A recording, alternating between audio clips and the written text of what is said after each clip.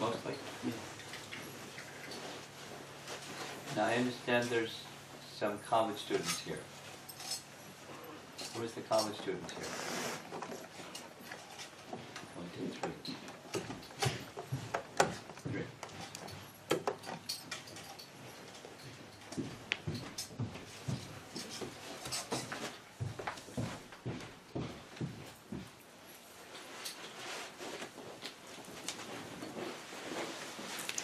You attend the Bhakti Vriksha? Those of you that are in the college student category? Yes? You attend the Bhakti Vriksha group here? Maharaj No? is asking, do you attend the Bhakti Vriksha group? Yes, yeah, we come for the home program. Okay, home program. Okay.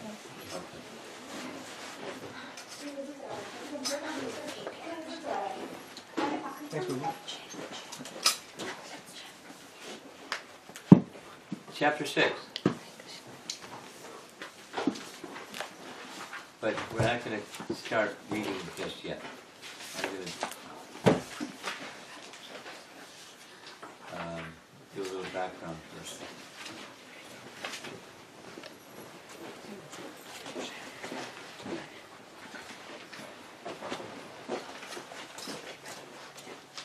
Look around the room and see how many non-resident Indians there are here. I only see one of us. And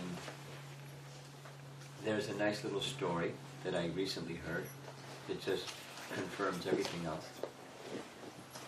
Some years ago, you probably know the story.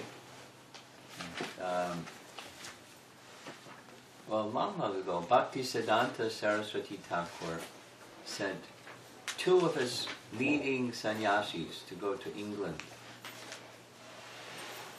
to present the teachings of Chaitanya Mahaprabhu to the people of England. It's a long story. It wasn't just to Srila Prabhupada, he said, take this message to the English-speaking parts of the world. It was a major effort of Bhaktivinoda Thakur, following him Bhaktisiddhanta. The travel to England was delayed. I learned this from Rabindra Swarup Prabhu, because Bhaktisiddhanta wanted this magnum opus book, Sri Krishna Chaitanya. It was a book written by a professor, Sanyal, in Cuttack, in English, to go to England along with the sannyasis. It was big book. It took a while to get it finished. Then they went. And they stayed for some time. They came back without having accomplished the mission. But it was a big celebration. And Bhaktisiddhanta requested every one of the 64, because some of them were pretty small, Gaudiya Mas to contribute something financially to allow these sannyasis to go and fulfill the prediction of Chaitanya Mahaprabhu that the chanting would be heard in every town and village, etc. They came back empty-handed. Some more time passed. Prabhupada contemplated going to England, English-speaking parts of the world, or to America, and he chose America for some obvious reasons. By that time, America was in a leading position in the world compared to England, and if people from America take part, then the people of the world will take interest because the people of America have taken part. And he also said later, when you go into the forest or into the jungle hunting and you're hunting for rhinoceros, if you come back empty-handed, then you tried. So one of Prabhupada's disciples, Shamsundar, wrote a several-part biography called Chasing the Rhinos with the Swami. Meaning Western. So when Prabhupada came to America, and something got started after some difficulty. He then sent not two sannyasis, but he sent 3 young American household couples to England. And kaboom, big success. Including the world's foremost celebrities anywhere about anything was the Beatles, and they took an interest in Krishna consciousness. And one of them continued right till the end of his life. So when Prabhupada came to visit in England, in the gatherings, it was non-resident Indians. So Prabhupada told the devotees, Malati repeated, she was there, she was one of those 6. I didn't go to England to start places of worship for the non-resident Indians in England. That's not why I went. Look around the room. It's not that what we're doing is wrong, but it's not complete. And as the Americans helped the non-resident Indians take up Krishna consciousness, the non-resident Indians need to help the Americans take up Krishna consciousness. Yes?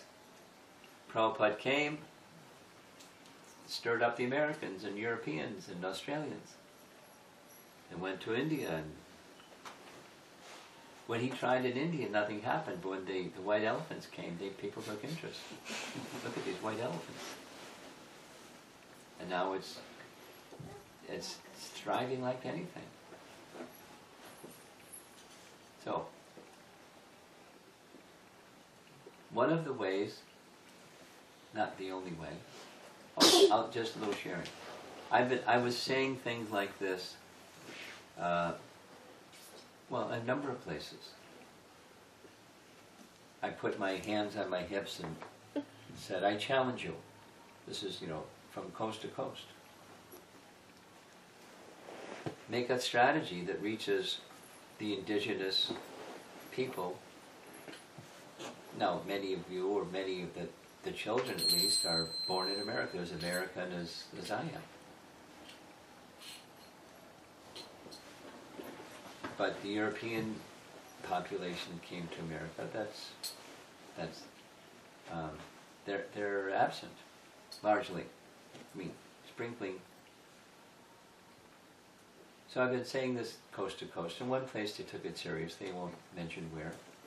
But a non-resident Indian is really good at reaching American people, and just this very weekend, there's 23 of them at the center on Friday evening and all day Saturday and all day Sunday, doing things that Western people, non-Indian people, mostly European background, but some Russian and some other. It's a few of them came from yoga studios because they're devotees. One approach is kirtan at yoga studios, and they really like it. So when they were promoting it, and on Saturday night we're going to have a kirtan night. So yoga students came because they like kirtan and they're going to learn other things. Vegetarian cooking. The yoga instructor of the yoga studio was going to come and give a yoga class. And other things. So something that I have been doing, both here in America and in China, is highly popular, is yoga.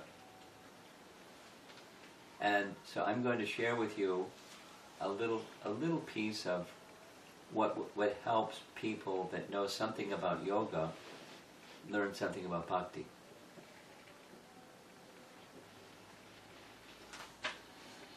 Okay? That's what we're doing right now. And, makes it approachable for those of you that are university students presently, but also those that have been around Krishna consciousness a bit longer perhaps. When most people, so here we go. When most people think of yoga, it's one, maybe two things. Asanas and maybe pranayama. I was at Washington University Friday evening, gathering of 20 plus, mostly, almost all except for one, except for two, not Indian, other, and they have a yoga class. The organizer of the event, his wife took the trouble of becoming a certified yoga instructor, Indian devotee couple, and she teaches yoga. And then they serve prasadam, and then they have a discussion that the husband does. So I was the guest speaker. At the beginning, how many are you are practicing yoga? 5, 6 hands. And yoga means asanas, right? Yep, yoga means asanas. And do you also learn about pranayama? Not everyone. Because not just it's in that class, it's outside the class. So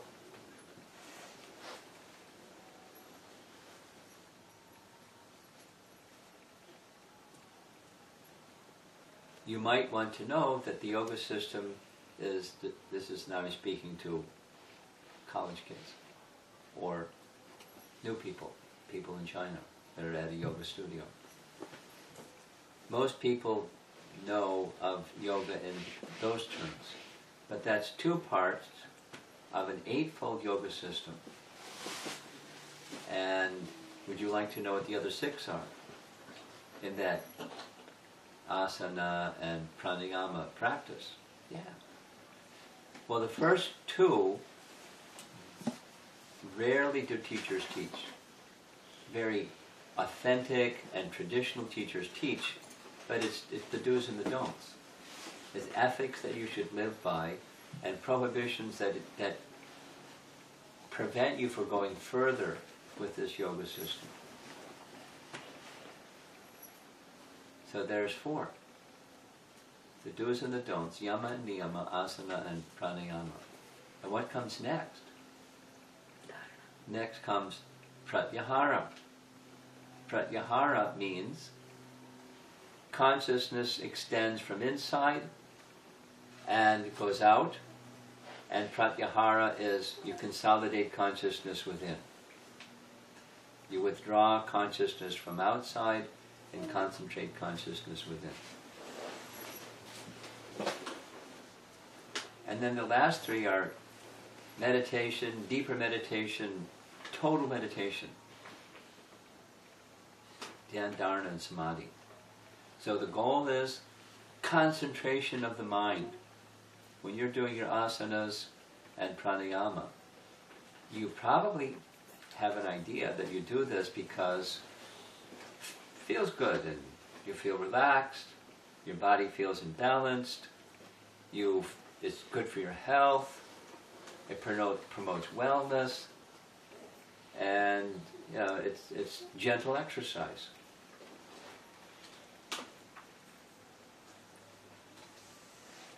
Pranayama has a further benefit in that it helps balance the life airs, and if life airs are balanced, the mind becomes steady and strong. And if the life airs are out of balance, the mind becomes unsteady and you can become deranged, disturbed, mad, depressed, mental illness.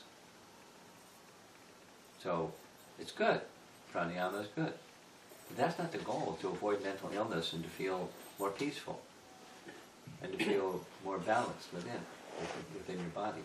That's good. That's not the goal. It doesn't stop there.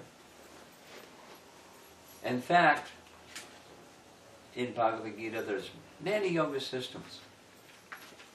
This one, they name them. And they all have the same goal. The same goal is this place of higher consciousness. Just to keep it really simple for the audience. Place of higher consciousness. That's the human life mission. Higher consciousness. Not just more information. Modern education can pile on lots of information, but character doesn't necessarily get refined.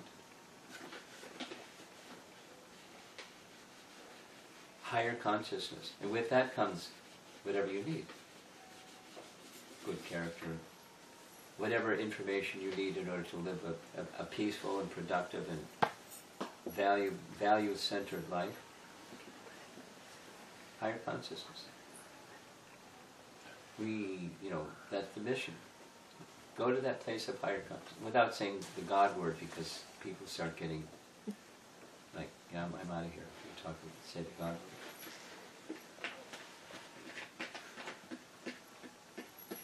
So, what's that place of higher consciousness like? Let's go to chapter 6. So, the first 4. The do's and the don'ts, asanas, pranayama, pratyahara, consolidate the consciousness that's normally extended in the outer world within. Meditation, deeper meditation, absorb meditation. What's that like? Let's go to chapter 6. Let's go to chapter 6. Now we're ready.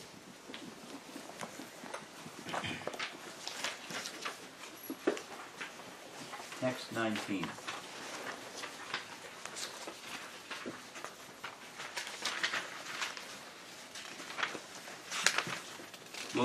Go 18.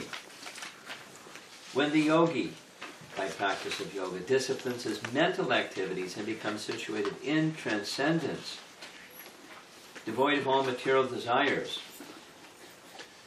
he is said to be well established in yoga. So now we're entering into that realm of higher consciousness. Text 19. As a lamp in a windless place does not waver, so the transcendentalist, whose mind is controlled, remains always steady in his meditation on the transcendent self. So there's an object, the transcendent capital S, self. We'll talk later about what does the capital S self mean. But now let's read 20 through 23. So this is this higher consciousness place being described by Krishna. In the stage of perfection, called trance or samadhi, one's mind is completely restrained from material mental activities by practice of yoga. This perfection is characterized by one's ability to see the self by the pure mind and to relish and rejoice in the self, in that joyous state, one is situated in boundless transcendental happiness, realized through transcendental senses, established thus, one never departs from the truth. And upon gaining this, he thinks there is no greater gain. Being situated in such a position, one is never shaken, even in the midst of greatest difficulty. This indeed is actual freedom from the miseries arising from material contact. So now, pause.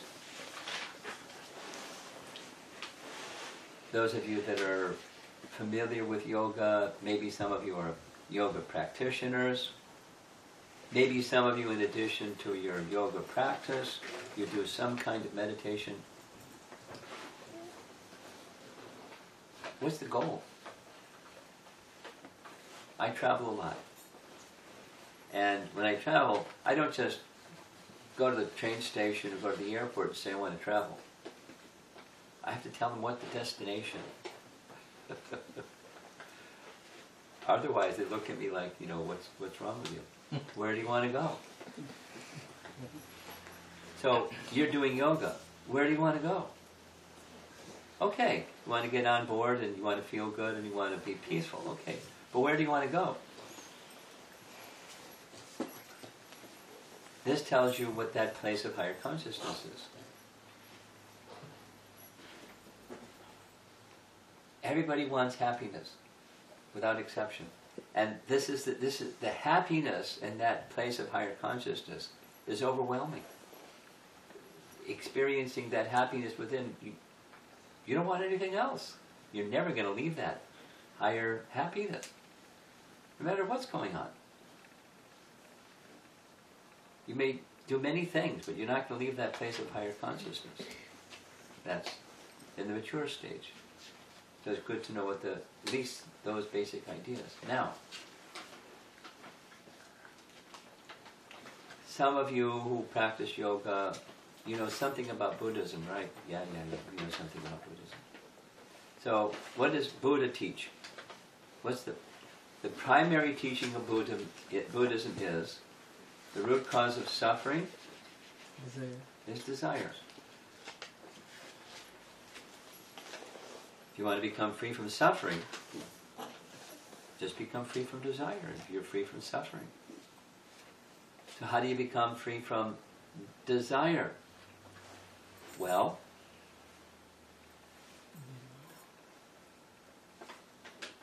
two things. The primary thing is mindfulness, meditation, and the environment, the package, the atmosphere, the incubation chamber is the mode of goodness. Compassion, non-violence, truthfulness, etc., etc., etc. Look at Buddha's teachings. It's goodness, goodness. If you're familiar with Bhagavad Gita, live a life of goodness.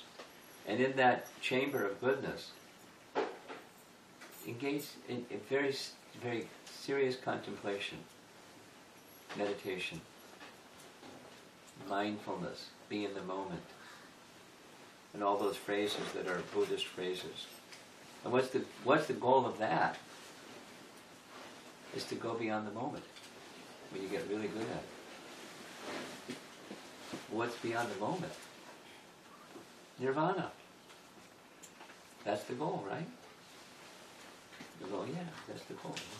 What does nirvana mean? It's a Sanskrit word that means cessation of material activity. We're going to read it in these first two paragraphs of this purport. Cessation of material activity.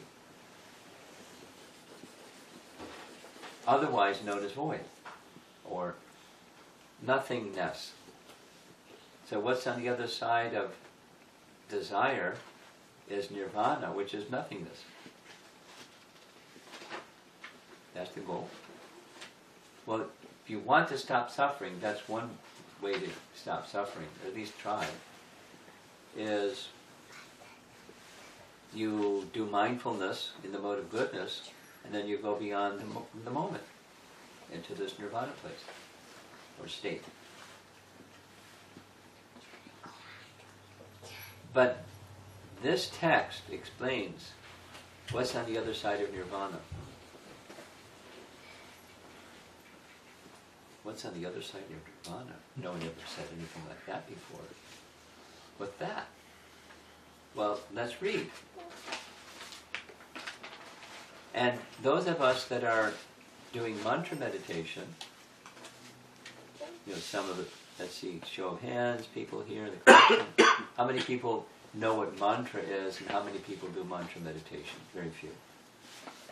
So those that do mantra meditation, it takes you beyond nirvana. Get on that train and take it to the destination. You go beyond nirvana. Let's read.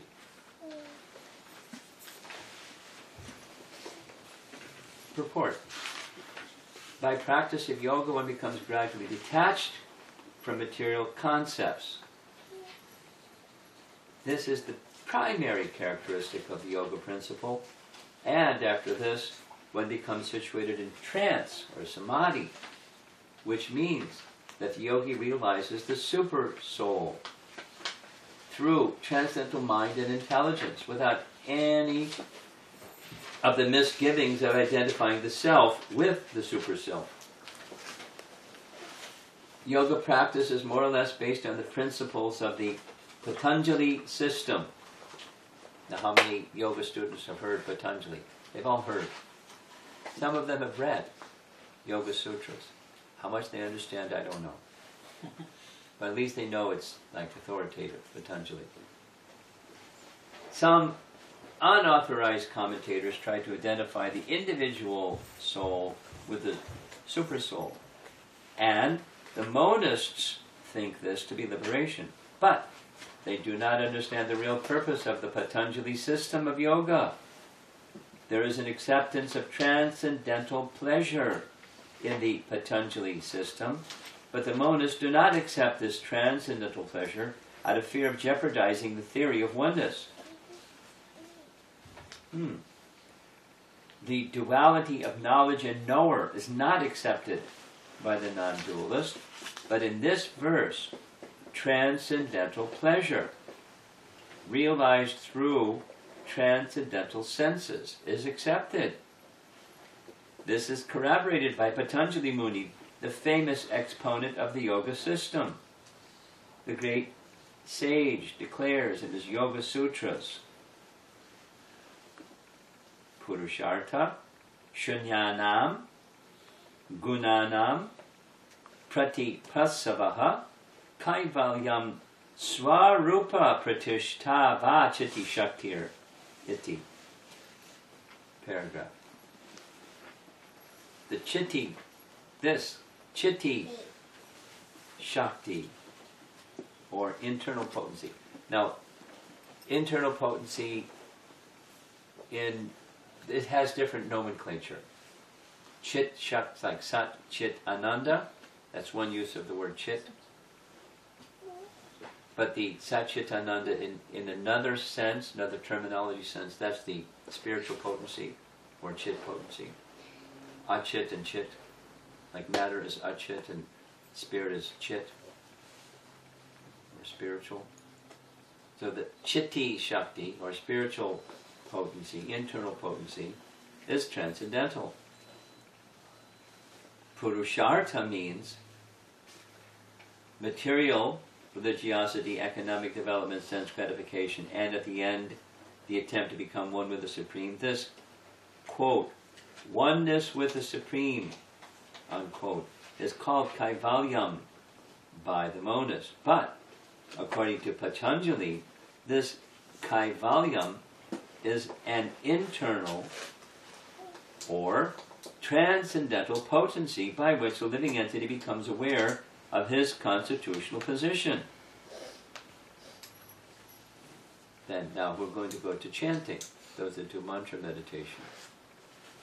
In the words of Lord Chaitanya, this state of affairs is called Chaito Darpana Marjanam, or clearance of the impure mirror of the mind. This, quote, clearance is actual liberation, or Bhavamaha Davagi Nirvapanam. Here we go. The theory of nirvana, also preliminary, corresponds with this principle. This principle means Bhavamaha Davagi. So, all of us in this room, now I'm not speaking to the college students, all of us in this room, to some degree or another, we're engaged in chanting the Mahamantra. Some for a short time, some for a long time, some in between. But the process, when you get on that train, the destination is that one. Nirvana. That's just chanting, and then it goes beyond nirvana. That's not the end of the line for that train. The theory of nirvana, also preliminary, corresponds with this principle. In the Bhagavatam 2.10.6, this is called Swarupena Vyavastati, which is mentioned in the next purport too, paragraph. The Bhagavad Gita also confirms this situation in this verse. So, pause before we read the next paragraph, and that's all we're going to read, is those 3 paragraphs. Canto 2, Chapter 10 is one of the 2 places in the Bhagavatam where the 10 topics of the Bhagavatam are listed. Chapter 9 of Canto 2 is the Chaturshloki. Chaturshloki means the 4 essential verses that encapsulate the whole of the Srimad Bhagavatam's 18,000 verses, or 17,996 other verses. The essence of the whole Bhagavatam is there. Brahma asks Vishnu some questions. Vishnu answers in those 4 verses. Our acharyas say those are the essence verses of the whole Srimad Bhagavatam. And then just after that, Shukadeva Goswami speaks what are the 10 topics of the Bhagavatam. And number 10, Prabhupada uses the Latin word summum bonum. That's like everything, the totality of everything. Or ashraya is the Sanskrit term. Krishna is the ashraya. He's the abode and the source of everything. And before that is moksha, liberation. In the world today, not just people in India, but increasingly more people in the West, when they know something about yoga and they know something about moksha, there's one thought: become one with the Supreme. In case you don't know that, it's reached the American public very effectively. Very effectively. Become one with the Supreme. And it's not only new, it's even during the 60s. Long story. The influence of impersonalism is dramatic and increasing as time passes. So, what Buddhism teaches and what impersonalism teaches are not identical but quite similar, almost the same. And what the Bhagavatam is teaching, what Bhagavad Gita is teaching, what Patanjali Muni is teaching, is quite different. In this transcendental realm, there's chitti shakti, there's transcendental pleasure. There's a positive existence. The phrase, swarupena vyavastati. So, the 10 topics are listed, and when Shukadeva Goswami explains them, he says this one, liberation, means sva rupa vyavastati. Sthiti means be situated in. Sva rupa, one's own form. The soul has form. The soul is individual, and the soul has form. And in the liberated state, if you're followers of the Bhagavatam and the chanting properly, the spiritual form manifests. Classic is Narada manifesting his form as Narada when he gave up his body from that previous day of Brahma. Having heard from the Bhaktivedantas and chanted the mantra that he was given and followed the practices, he manifested his spiritual form. Immediately. No delay. Not he went to heaven. He manifested his spiritual form.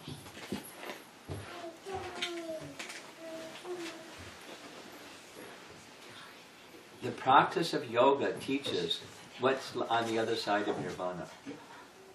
It's spiritual form with spiritual activity. Do it again. Nirvana means cessation. And what do you do after you stop material activity? Nothing. That's if you have the Buddhist sense of nirvana, or the impersonal sense of liberation. But if you have the Bhagavatam conception, Patanjali Muni conception, and Bhagavad Gita conception, there's spiritual activity in your spiritual form, and it's very blissful. Now we'll read the third paragraph and we're done. After nirvana, or material cessation, there is the manifestation of spiritual activities, or devotional service to the Lord, known as Krishna Consciousness, in the words of the Bhagavatam, Swaropena Vyavastati. There it is again. This is the, quote, real life of the living entity, unquote. Maya, or illusion, is the condition of spiritual life contaminated by material infection. Liberation from this infection does not mean destruction of the original eternal position of the living entity. Patanjali also accepts this by his words. Kaivalyam swarupa pratishta ba chitti shaktir iti. You know what pratishta means? Pratishta, just like when there's a deity installation, it's called pran pratishta. You establish the deity, pratishta. Pratishta means the foundation and support. Like Krishna says in the last verse of chapter 14 about the modes of nature. Brahmano hi pratishta aham. I am the basis and support of Brahman. So there's Brahman, and Krishna is the basis and support of Brahman. Just like the sun is the basis and support of sunshine. And the sun god is the basis and support of the sun, which is the basis and support of the sunshine. Pratishta. Swarupena. Swarupa pratishta vachati shaktiriti. And it's transcendental. Kaivalyam. Absolutely transcendental. Not even a tinge, a touch, a taint, a speck of anything material. But on the other side of material is spiritual, where there's form. Swarupa pratishta. Va chitti shakti. This chitti shakti, or transcendental pleasure, is real life. This is confirmed in Vedanta Sutra 1.1.12 as Anandamayo Vyasat. This natural transcendental pleasure is the ultimate goal of yoga and is easily achieved by execution of devotional service or bhakti yoga. Bhakti yoga will be vividly described in the 7th chapter of Bhagavad Gita. And goes on. So,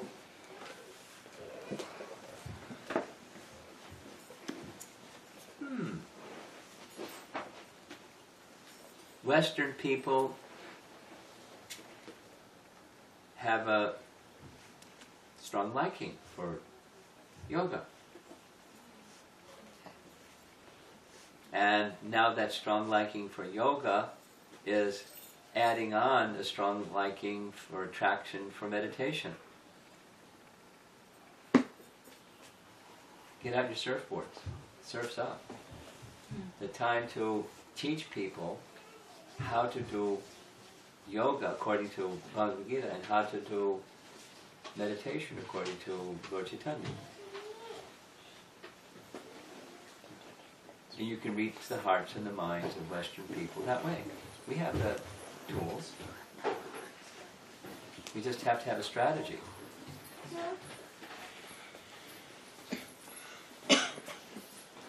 And what would be the motivation for that? It's what our founder Acharya wants.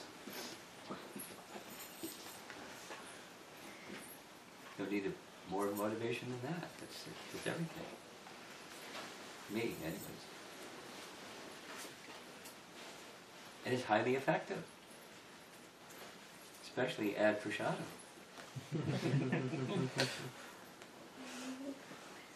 And nice kirtan.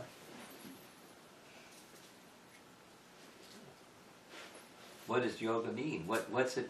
What's when you get on that train? Where's the destination? You don't just go to the train station and take any train and go somewhere. Know where you want to go. How do you know, there it is.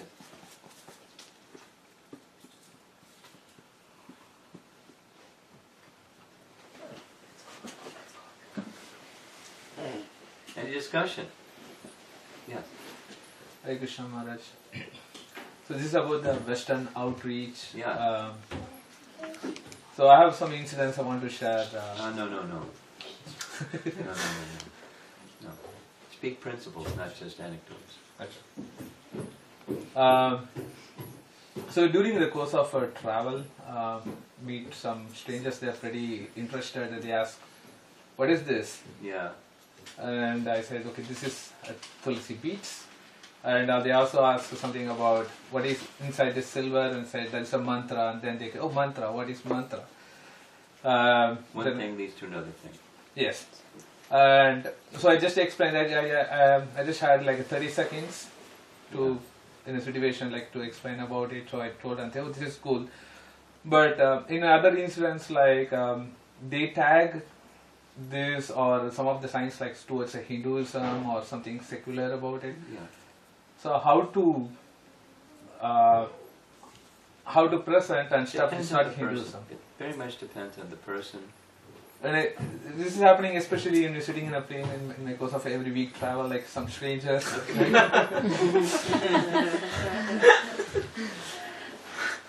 So they are interested, but if somebody sounds, if it's God, oh no, and then if it is Hinduism, no, I follow this in Bible and stuff.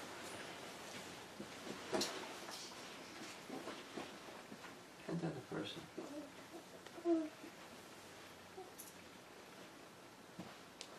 If there's some exchange at the end, you just offer them a book and they take the book, and then they can agree or disagree with the book. But carry some literature with you. Science of Self-Realization is a good one. You're a Christian. Here's this whole section on Christ and Krishna. The interest here is not conversion from Dadaism to thisism or vice versa. This is speaking principle. And what did Christ teach? What's the highest teaching that Christ taught? It's right in Bhagavad Gita. Would that surprise you? The language is Sanskrit. But who knows what the language was that Christ spoke? Aramaic? Or whatever the language was. But we know what he said. And this is an approach. Bhakti is an approach of connecting with God through loving service.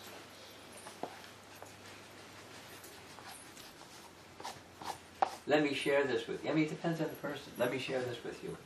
One of our members, he regularly attends interfaith gatherings. He's been going for 2 decades. And one of the leaders of the Christian group, if you're dealing with a Christian, says, I read the Bible, I don't read anything else but the Bible. The leading person of the group of Christians at this interfaith says, a lot of our teaching is God loves you. But I hear you saying regularly, we want to develop our love for God and serve Him. I like that. I'm going to start including that in my sermons. It's not like that's not in the Bible. But, that's what you're going to find in Bhagavad Gita. That's what Bhakti is. And they'll say, you read the Bible and I'll read that thing. Or something. Anyway, he says, I'm not here to convince you or twist your arm. I'm just, Christ and Krishna. Anyway, it depends on the person. In many cases, it's like one of the 4 types of pious people. They're just curious. They're really not deeply interested at all. What's that? What's that? What's that? Okay. And who won the football game this weekend?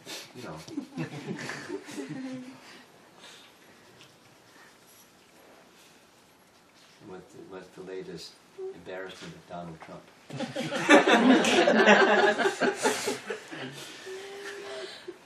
then the next thing, my daughter went to college over there. You know something? This conversation.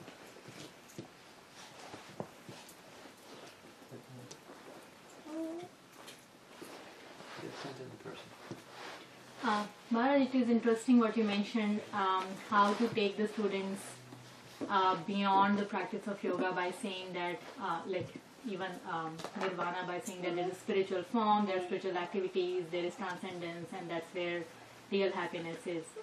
So you also mentioned that the train is going, but what is the goal? So is it okay to and we know that some people are averse to knowing about God or word God or any kind of spiritual higher consciousness. So higher consciousness. So a place of higher consciousness. So that's the goal we can kind of mention, and then they can just build on it. It'll mean whatever it means to them. But you're just gesturing that direction. Instead of, pull the anchor and go there. They're not ready for detachment. They want to take their baggage with them to this place of higher consciousness. They'll never get there. But at least, stimulating and attraction. And so, it's a starting point. And the second struggle or challenge that I face, Maharaj, is about the cultural aspects of Krishna consciousness. Like if we invite somebody play it down. Sorry, for Western people, play it down. You don't have to hide it. But, it's not prominent. Yeah, that itself becomes like a distancing factor, even though we hear that Srila Prabhupada came with a cultural conquest. But sometimes... I understand there's different schools. Some people say, that, there's the liberals and the conservatives, and the moderates.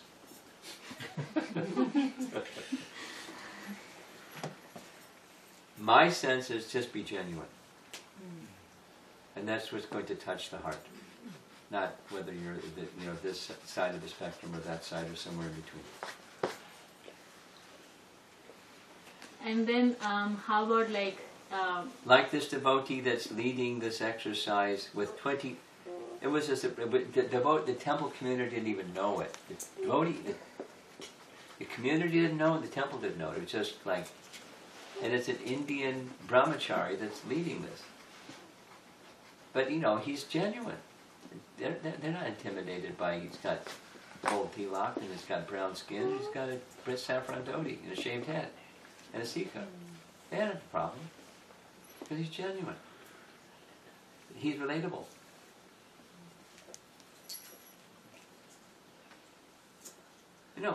Your mother. Be a mother. You have to be a teenager. Be who you are. Be genuine.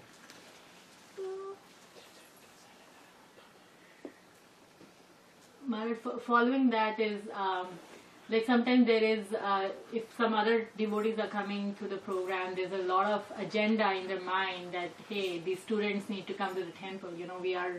We are building relationships with the agenda that they, that's their kind of that's progress. That's another bridge. Those that have been successful with Western outreach know you have to cross that bridge much later. Because when they go to the temple, it's all Indian people. And then you put your Bhagavad Gita on the floor and somebody jumps on you and says, you can't put your Bhagavad Gita on the floor. And stuff. They start instructing everybody. So it takes a while to make those relationships secure. And, leaders may or may not understand that. But there are those that do understand that, and therefore things are moving in the direction of have a place that's neutral zone. And it's the gathering place for new people.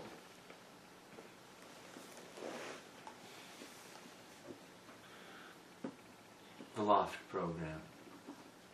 And they just stay at the Loft program, and when the time is right, the person in charge of the Loft program brings the right people to the temple at the right time, and they're holding their hand, basically, so that people don't jump on it and tell them, you know, you didn't pay your obeisances right or something.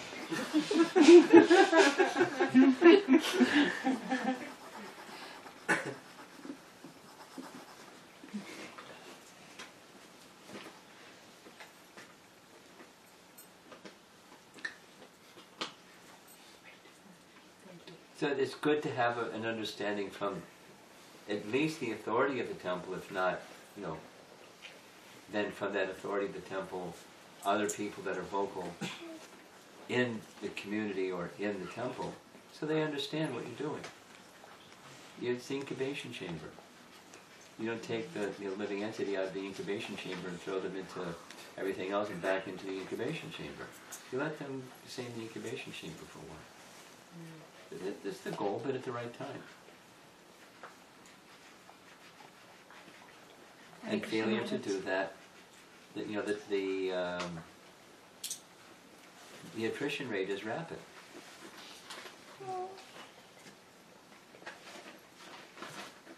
Anyway, this strategy, and there's some understanding of why the strategy is there. It's not ownership, it's incubation. Hare Krishna Maharaj. Yes. Hare Krishna. Is it possible to burn away all our sins, or in other words, our past karma? Is it possible to do what? To burn away our past Yes. sins, Yes. or the past karma? Yes. Do you read Bhagavad Gita? Yeah. Okay, then you know the answer. Because what does Krishna say? Just transcendental knowledge burns all your karma. Bhakti burns all your karma. Take your pick. Chant the holy name. Burns all your karma. Is it possible? Okay. Thank you. Nothing else. Yes. So the Western outreach, about the Western outreach. So myself and Ranga, and of course Srinivas Prabhu also joins. So we do keep some kind of book distributions in affairs that are Yes. more like Western kind of Yes. places. And then? And also we do Harinam on Thursdays and stuff. And So it's then? been like quite a bit of effort, but you know, it's kind of sometimes it becomes a little discouraging that, you know, there's not like, we don't see a big outcome or so. Of all the 2 years of Harinam that we have been doing, one African American joined the temple. So, you know, I don't know how we can, at least I wouldn't talk for Ranga, but from my side I feel kind of little discouraged, you know, if of all the efforts, there's not much of an outcome that we see there. So, I mean, it's my perception. I might be wrong on that. So. Well, numbers don't lie, but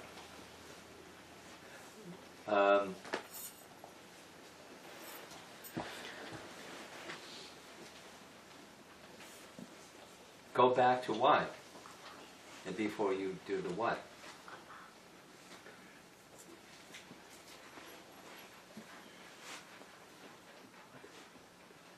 Did you receive that little video clip that I requested to be circulated? Prabhupada at Henry Street, Brooklyn, speaking about how he began the Hare Krishna movement. It's like a 3-minute, 3.5-minute something. He didn't have anything. Just had the holy name. Didn't even have a drum. He said. And he laughed. He said, little.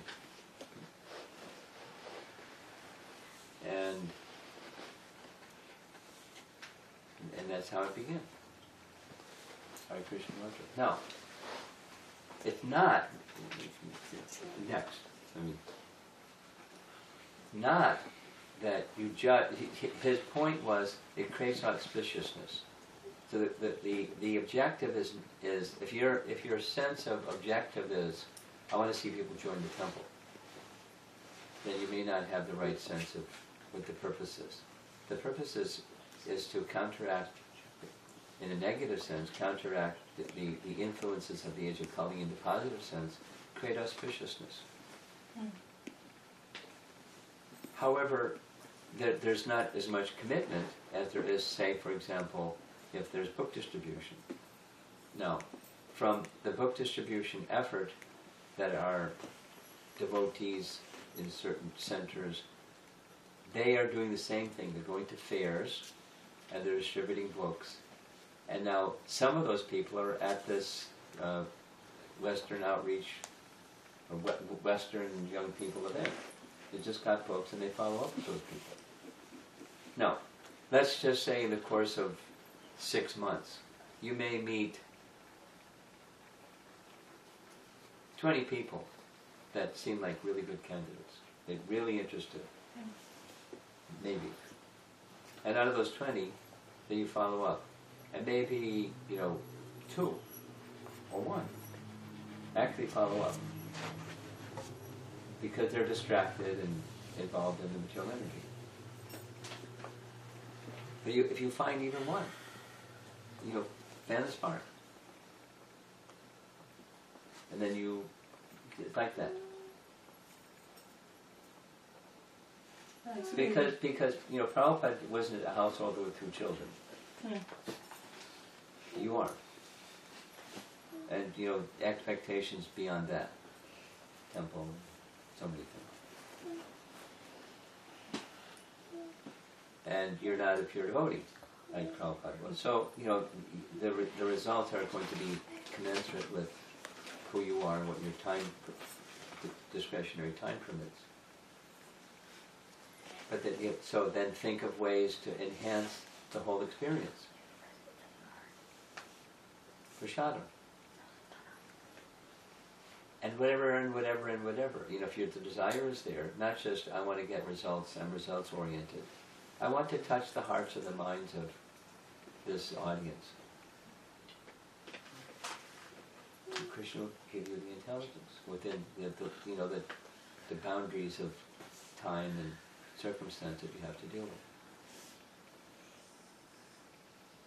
You'll see. Krishna will reciprocate. This is college season. I'm visiting many colleges. And I've got all kinds of things that are pending for me to do. Still, I'm in touch with some of the outstanding students that I met along the way so far. Now, I don't know what's going to happen with that. But it's, reaching out. Some will not write back. Some already didn't write back. So the key is the follow-up. Well, the key is commitment. Commitment to the person who gave you what you have. And then I want to give back to that person who gave you what I have. I want to assist them. And it started with our founder Acharya. So, this is what he wanted. He came here and I'm here. What did he want when he came here? Let me assist him. I'm limited in many ways. Let me assist him. So it starts with that. And then you meet people, and everyone gets an opportunity. There's some good candidates out there. You have these strategies that are specific for the audience.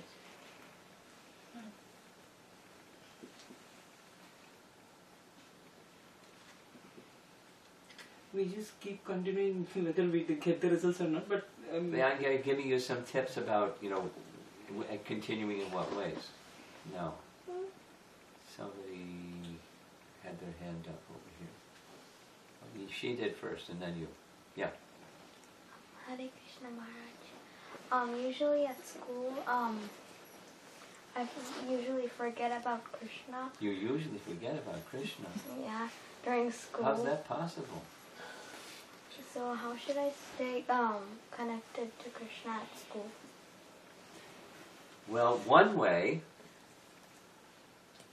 depends on you, but one way is you're Krishna's secret agent. You're Krishna's instrument in the school. Because the other kids at school, what do they know about Krishna? Zip. But you know something about Krishna, and so you're an instrument of Krishna to help other students learn something about Krishna. And minimally,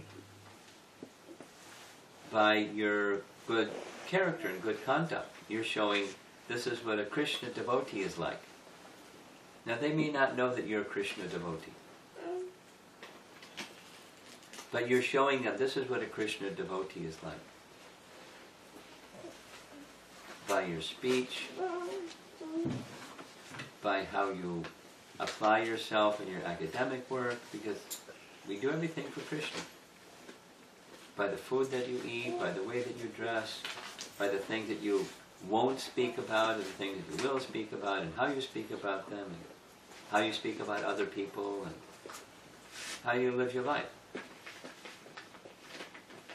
You don't have to like wave a Krishna flag and say, but inside, you're Krishna's representative in the school.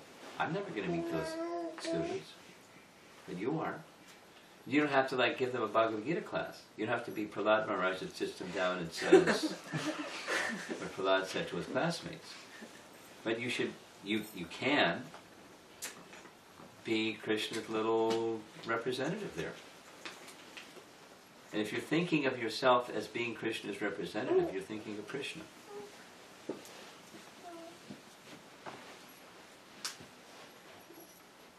That's what I do. I mean, I'm wearing a dhoti and you're not. Wearing a sari or your devotional clothes when you go to school. But when I'm very aware as I'm moving around, people are judging the whole Hare Krishna movement based on me. My words, my conduct, everything.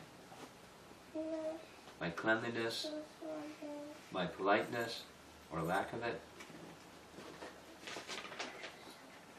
I'm Krishna's representative as I move around.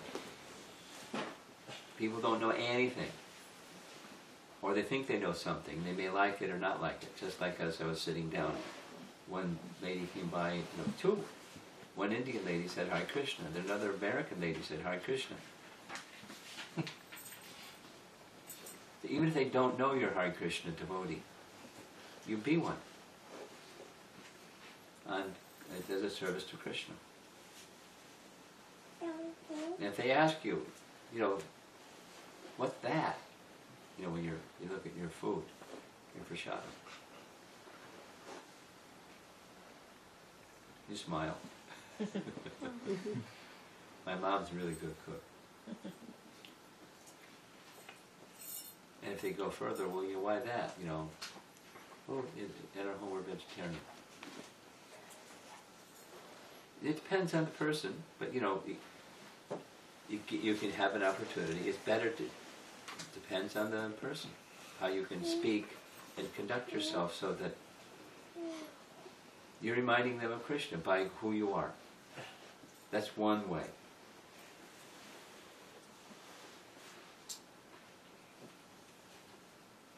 It's an important way. You're connected, even in school. Hare Krishna Maharaj. So I was able to connect with a lot of things that you pointed out in terms of how to expand upon with people enthusiastic towards yoga or hatha yoga. Yeah. How to expand upon that. Yes. And my question is, Maharaj, when we are doing that, I often think about this. At MIT, in a limited way, since I'm involved with like a hatha yoga program, when I'm doing that, I think about what my meditation should be,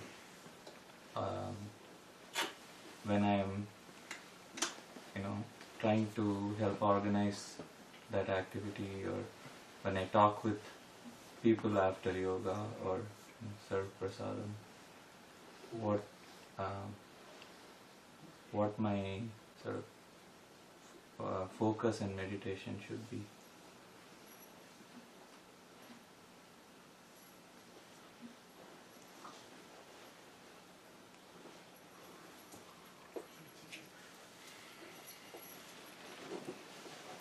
The initial, it all depends upon the relationship. The initial part is establishing a relationship.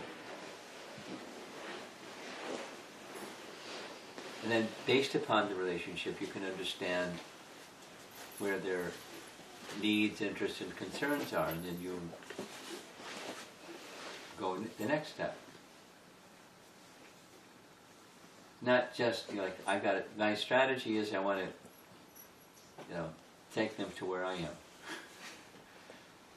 The strategy should be, what are their needs, interests, concerns that have some relationship with Krishna, and how can I help that?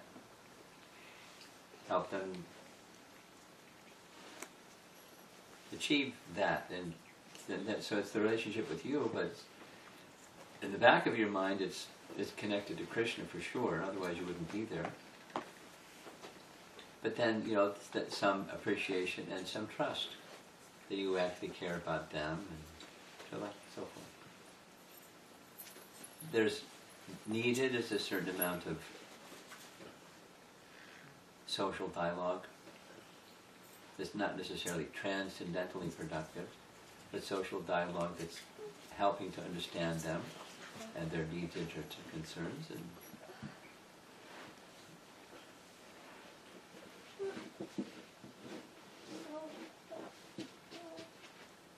gently take them by the hand and show them the bridge that takes them to the place of higher consciousness.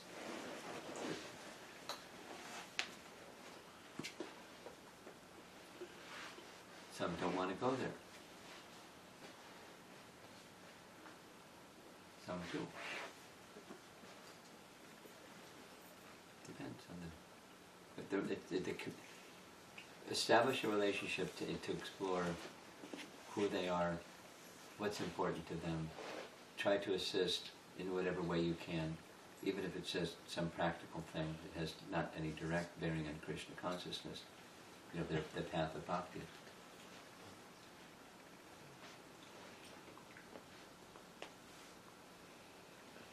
So Maharaj, as a follow-up to that, so I actually really enjoy establishing those friendships with those people. Yeah. And that's a key to the success of the program.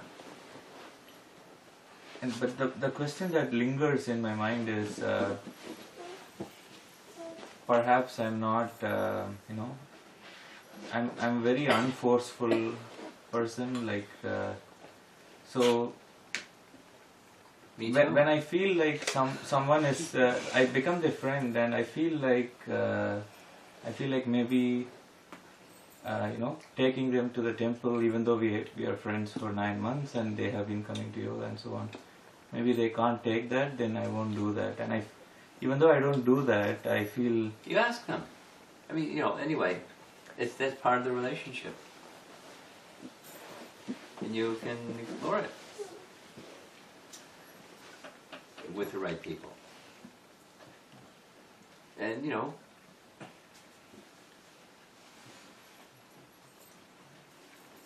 that's what I would recommend. But the goal is not necessarily go to the temple. The goal is carry Krishna within the heart.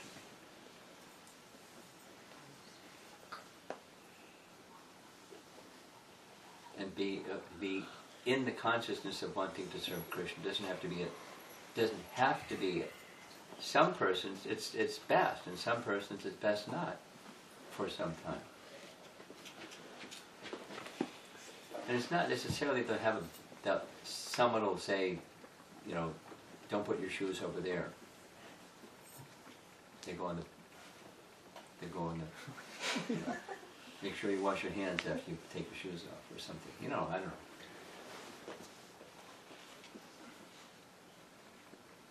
Not necessarily that they'll have some bad experience, but, you know, nurture the essence, and then you'll have a better sense of whatever is the best next thing. Maybe it's some service and, like, you know, go on book distribution with some of the devotees. Send them on book distribution with Raj. Whether they go to the temple, they don't go. You know, so whatever is suitable to them. They do food for life with the devotees or something. Whatever suits them. Your nature. But if I could ask one more quick question, Maharaj. So if say some people, you know, they come to the program, they join in, from what I can see, sincerely in the mantra meditation, kirtan, yoga, they come for a while, but because of, you know, whatever reason they don't, say I take them to book distribution and they don't like it, and after that they don't come. It depends on the relationship. You can say, you know, if you don't like it, you can just let me know and go back. Depends on the relationship. But gently. Like a little example, and I'm going to end because it's already that Memorial Weekend, the group of devotees that came from Atlanta, some of the feedback that came to Vedasar from the students that are with Vedasar is there are parts that they really liked and there's some parts that they were uncomfortable with. The part that they were uncomfortable with, because of the relationship, they could say it, and they said it. It was things that were a little more formal, and you know, they were really comfortable with the informal. And you know, being with the cows was top of the list. Milking the cows was the top of the list of being with the cows. But there are some things that were a little formal. It wasn't so much the deity, but you know, the formality of things. And so they'll let you know without running away. When the relationship is right. So, you know, you know how to backpedal.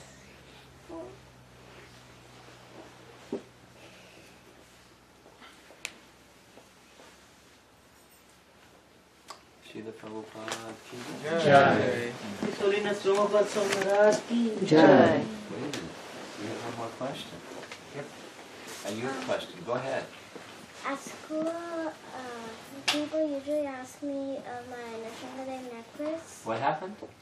People usually ask me about the Nrsimhadev necklace. Nrsimhadev necklace. No.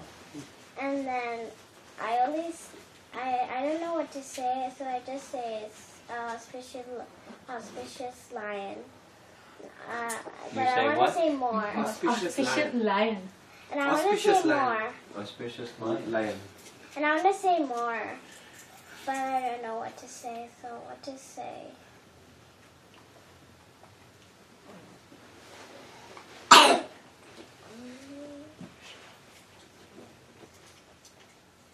They ask specifically about your neck beads, or they ask specifically about the Nrsimha hanging from your necklace? Nrsimhadev. Nrsimha bead.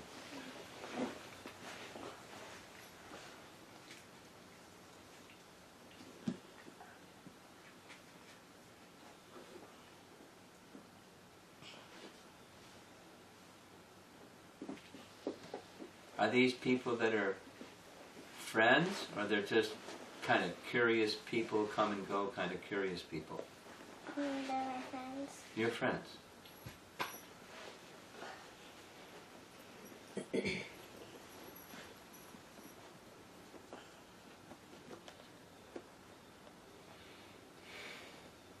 Indian kids or not? Not Indian. Not. Not Indian, right?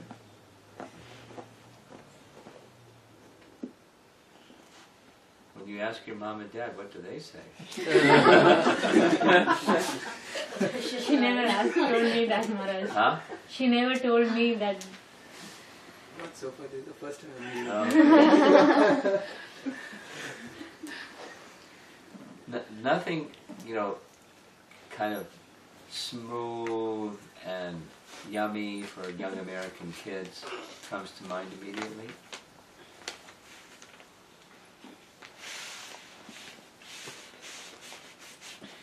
Let me think about it, and I'll tell you sometime before I leave.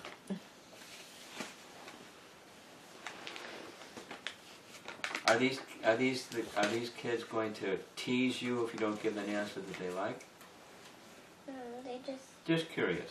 yes, They're just curious, and you want to say something more than just auspicious line.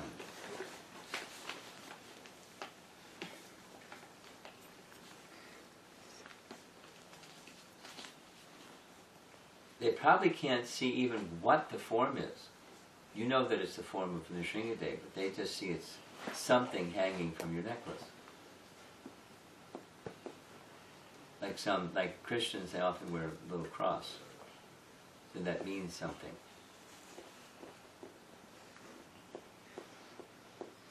I mean, a thought that's just surfacing.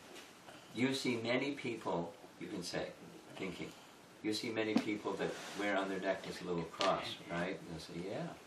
And so, in the way that I grew up, there's images of the Supreme. And this is one of them. Doesn't actually a lion. Let me think about it. But you start with something that they can relate to. That's like, he picked up on it. That many people today practice yoga. It's something they can relate to. So that's where you start. Yoga. Asanas, pranayama, and what else is there? And you take them into this new territory, stuff they don't know about. But it's part of what they're already doing. You just don't know about it. So, same principle. Something that they know about.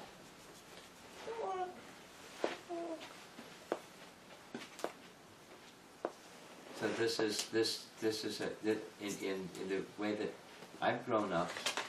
This is something similar.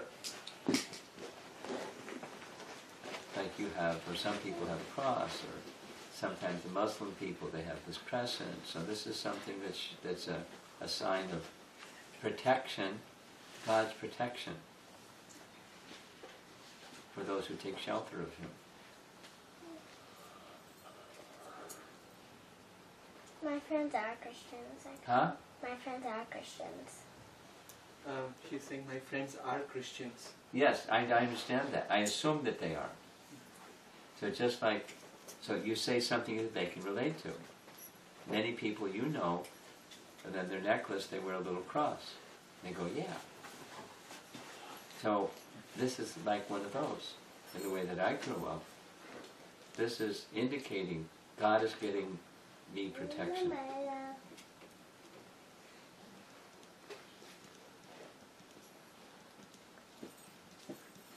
Can you tell me a little bit more about it? I mean, I don't know if they're going to ask that question.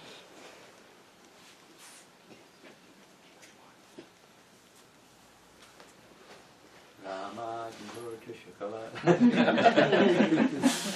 you know,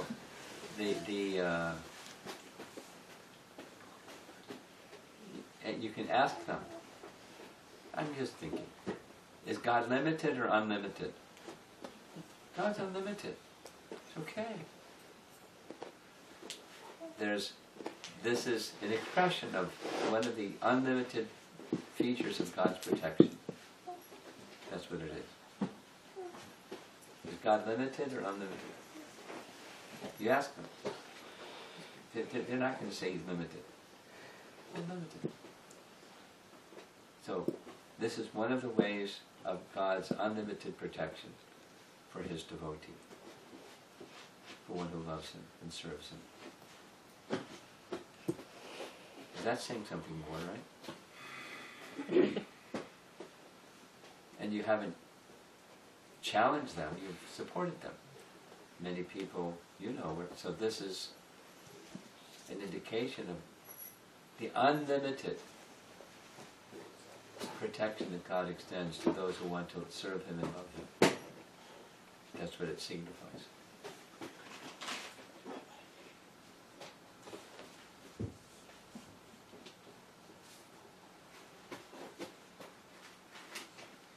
Okay? Srila Prabhupada ki Jai. HH Romapada Swami Maharaja ki Jai. Mahaprasada ki jai.